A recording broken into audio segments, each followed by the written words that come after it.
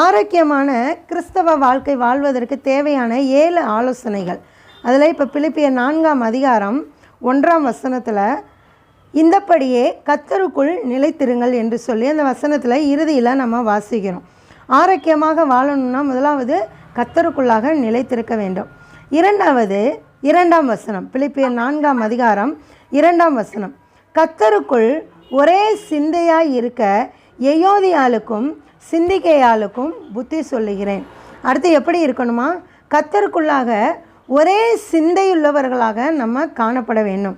கர்த்தருடைய பிள்ளைகளாகிய நாம், அதாவது விசுவாச பிள்ளைகள் என்று சொல்லக்கூடிய நாம் அனைவரும் கர்த்தருக்குள்ளாக ஒரே சிந்தையாக இருக்க வேண்டும். குடும்பத்திலையும் கர்த்தருடைய பிள்ளைகளாக இருக்கிற எல்லாரும் என்ன செய்யணுமா? ஒரே சிந்தையுள்ளவர்களாக இருக்க வேண்டும். ஒரு குடும்பத்தில் ஒரே சிந்தனை, ஏக சிந்தனை இருக்கும்போது அந்த குடும்பத்தில் எந்த ஒரு பிரச்சனையுமே வராது. இப்போ பாருங்கள், அநேக குடும்பங்களில் ரட்சிக்கப்பட்ட பிள்ளைகள் ஒருவர் 2 பேர் மட்டுமே இருக்கக்கூடிய இடத்துல பிரச்சனைகள் கண்டிப்பாக எழும்பும்.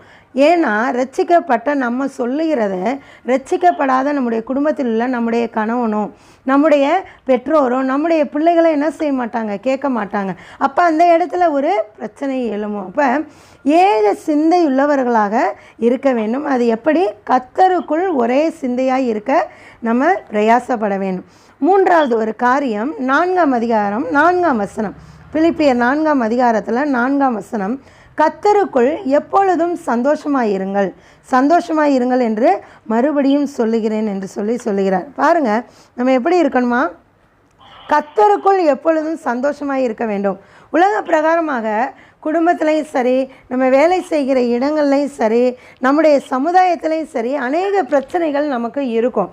ஆனால் நம்ம கர்த்தர் என்று வரும்போது, ஆவிக்குரிய காரியம் என்று வரும்போது நம்ம சந்தோஷத்தோடு காணப்பட வேண்டும். கர்த்தரிடத்தில் மனமகிழ்ச்சியாய் இருங்கள், அப்பொழுது அவர் உன் இருதயத்தின் வேண்டுதலை உனக்கு அருள் செய்வார் என்று சொல்லி நம்ம வசனத்தில் பார்க்குறோம். அப்போ பாருங்கள், கர்த்தருக்குள்ளாக வரும்போது நம்ம மகிழ்ச்சியுள்ள பிள்ளைகளாக நம்ம காணப்பட வேண்டும். மகிழ்ச்சி உள்ளவர்களாக, சந்தோஷம் உள்ளவர்களாக காணப்பட வேண்டும். அப்படி இருக்கும்போது கர்த்தர் நம்முடைய சரீரத்திற்கும் ஒரு ஆரோக்கியத்தை கொடுப்பார்.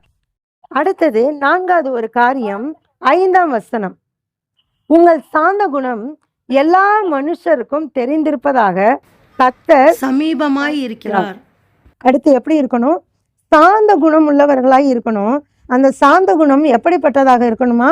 எல்லா மனுஷருக்கும் தெரிந்திருக்கக்கூடிய குணமாக இருக்கணுமா? நம்முடைய சாந்த குணத்தை பார்த்து மற்றவர்கள் ரட்சிக்கப்படுவாங்க. இப்போ ஒருவேளை நம்முடைய குடும்பத்தார் ரட்சிக்கப்பட வேண்டும் என்று சொல்லி நம்ம ஆதங்கப்பட்டு கொஞ்ச நாள் வெயிட் பண்ணுவோம். ஆனால் அவங்க இன்னும் ரட்சிக்கப்படலைன்னு அவங்க மேலே நம்ம கோபத்தையும் வெறுப்பையும் காட்டும்போது அவங்க கத்தரண்டையில் வரமாட்டாங்க. இன்னொன்று, நம்மையும் அவர்கள் வெறுப்பாங்க. அப்போ நம்ம சாந்த குணமுள்ளவர்களாக காணப்பட வேண்டும்.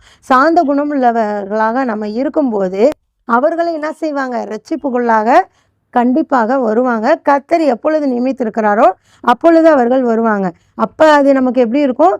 சந்தோஷமாக இருக்கும். நம்ம சாந்த குணம் இல்லாமல் வெறுப்பையும் கோபத்தையும் காட்டும்போது அது நமக்கு என்ன செய்யுமா?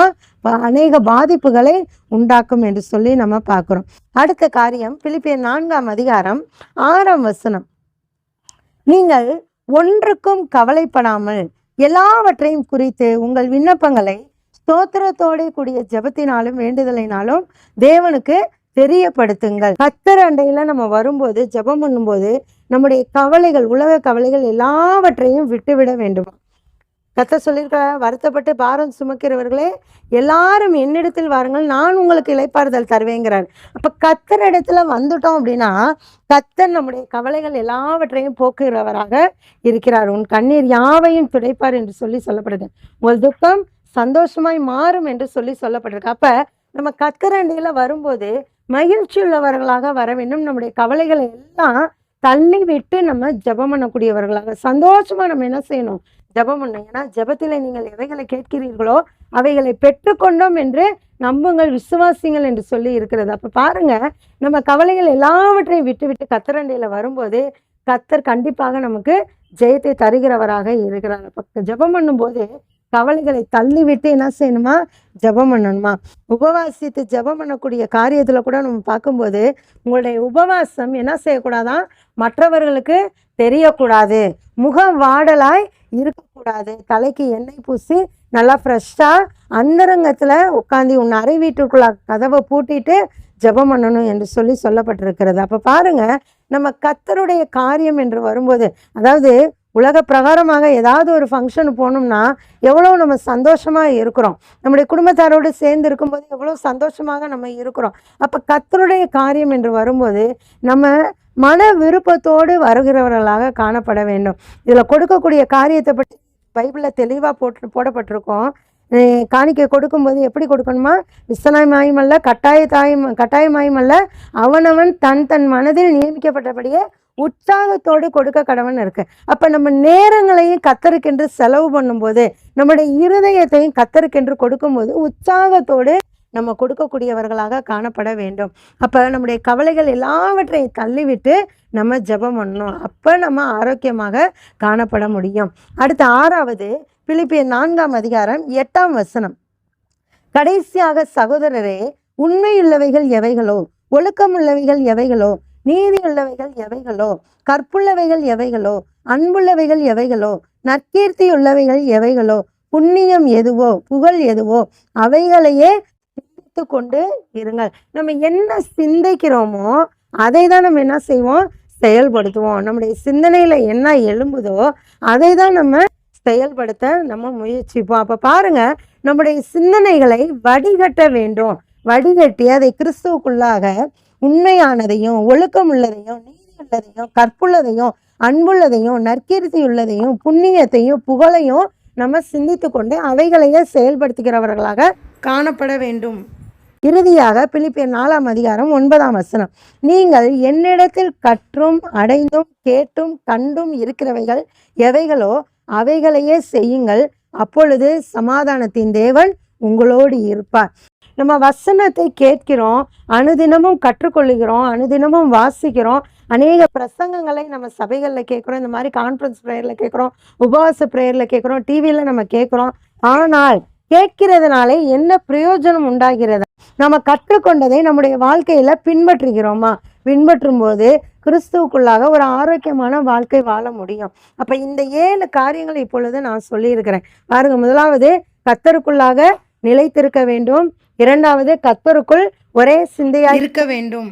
3வது, கர்த்தருக்குள் எப்பொழுதும் சந்தோஷமாக இருக்க வேண்டும். 4வது, கர்த்தருக்குள்ளாக நாம் எல்லா மனிதருக்கு முன்பாக சார்ந்த குணமுள்ளவர்களாக இருக்க வேண்டும். 5வது, கவலைகளை தள்ளிவிட்டு ஜெபம் பண்ண வேண்டும். 6வது, நம்முடைய சிந்தனைகளை வடிகட்ட வேண்டும். 7வது, நாம் என்னென்னலாம் ஆவிக்குரிய காரியங்களை கற்றுக்கொண்டிருக்கிறோமோ கற்றுக்கொண்ட காரியங்களை நம்முடைய வாழ்க்கையில் நாம் பின்பற்ற வேண்டும். இதெல்லாம் செய்யும்போது நாம் ஆரோக்கியமாக 100% ஒரு ஆரோக்கியமான கிறிஸ்தவ வாழ்க்கை வாழ முடியும். சமாதானத்தின் தேவன் தாமே நம்ம ஒவ்வொருவரோடும் கூட இருப்பாராக. நம்ம ஒவ்வொருவருக்கும் ஆரோக்கியமான ஒரு கிறிஸ்தவ வாழ்க்கையை கட்டளையிடுவாராக. இந்த செய்தியை கேட்டவங்க யாவருக்கும் நான் கர்த்தருடைய நாமத்திலே வாழ்த்துக்களை தெரிவித்துக் கொள்கிறேன். இந்த ஜெபம் செய்து நம்ம முடிப்போம். ஸ்தோத்திரம் கர்த்தாவே, அப்பா துதிக்கிறோம், ஸ்தோத்தரிக்கிற ராஜா. இது ஆரோக்கியமான கிறிஸ்தவ வாழ்க்கை நாங்கள் வாழ்வதற்கென்றே கர்த்தராகிய தேவன் எங்களுக்கு நீர் வேத புத்தகத்தை கொடுத்திருக்கிறீரே தகப்பனே. இந்த வேத புத்தகத்திலே அநேக உபதேசங்களை நாங்கள் வாசிக்கிறவர்களாய் மாத்திரமல்ல, அதன்படி செய்கிறவர்களாக எங்கள் ஒவ்வொருவரையும் நீர் எடுத்து பயன்படுத்தும்படிக்காக நாங்கள் ஜெபிக்கிற கர்த்தாவே. இதோ நாங்கள் எப்பொழுதும் உமக்குள்ளாக நிலைத்திருந்து, உமக்குள்ளாக ஒரே சிந்தையாய் இருந்து, உமக்குள்ளாக எப்பொழுதும் சந்தோஷமாய் இருக்கக்கூடிய பிள்ளைகளாக எல்லா மனுஷருக்கு முன்பாக சார்ந்த குணமுள்ளவர்களாக காணப்படணும் தகப்பனே. அப்பா, எங்களுடைய கவலைகள் எல்லாவற்றையும் நாங்கள் விட்டுவிட்டவர்களாக உம்மண்டையிலே நாங்கள் ஜெபம் பண்ணி சந்தோஷத்தோடு நாங்கள் காணப்படணும் தகப்பனே. எங்களுடைய சிந்தனைகள் எல்லாவற்றையும் கர்த்தராகிய தேவனுக்குள்ளாக வடிகட்டுங்க தகப்பனே. அப்பா, உண்மையுள்ள காரியங்களையும், ஒழுக்கமுள்ள காரியங்களையும், நீதியுள்ளவைகளையும், கற்புள்ளவைகளையும், அன்புள்ளவைகளையும், நற்கீர்த்தியுள்ளவைகளையும், புண்ணியங்களையும், புகழையும் மட்டுமே நாங்கள் சிந்தித்து அதை செயல்படுத்த எங்களுக்கு ஒவ்வொரு நாளும் நீ கற்றுக் கொடுக்கும்படிக்காக நாங்கள் ஜெபிக்கிறோம். இவை எல்லாவற்றுக்கு மேலாக நாங்கள் கற்றுக்கொண்ட காரியங்களை எங்களுடைய வாழ்க்கையிலே நாங்கள் அபியாசப்படுத்த பிரயோஜனப்படுத்தத்தக்கதாக எங்களுடைய வாழ்க்கையிலே நாங்கள் வாழ கர்த்தர் எங்கள் ஒவ்வொருவருக்கும் நீ கற்றுத்தரும்படிக்காக நாங்கள் ஜெபிக்கிறோம். சமாதானத்தின் தேவன் தாமே எங்கள் ஒவ்வொருவரையும் நீ ஆண்டு கொண்டு தேவ சமாதானத்தினால எங்கள் ஒவ்வொருவரையும் நீ நிரப்புகிற கிருபைக்காக ஆரோக்கியமான கிறிஸ்தவ வாழ்க்கை வாழ, ஆவிக்குரிய வகையில் ஆரோக்கியத்தோடு நாங்கள் வாழ கர்த்தர் எங்களுக்கு ஒவ்வொரு நாளும் கற்றுத்தரும்படிக்காக நாங்கள் ஜெபிக்கிறோம். இயேசுவின் நாமத்தில் ஒப்பு கொடுத்து ஜெபிக்கிறோம் எங்கள் ஜீவனுள்ள நல்ல பிதாவே. ஆமென், ஆமென்.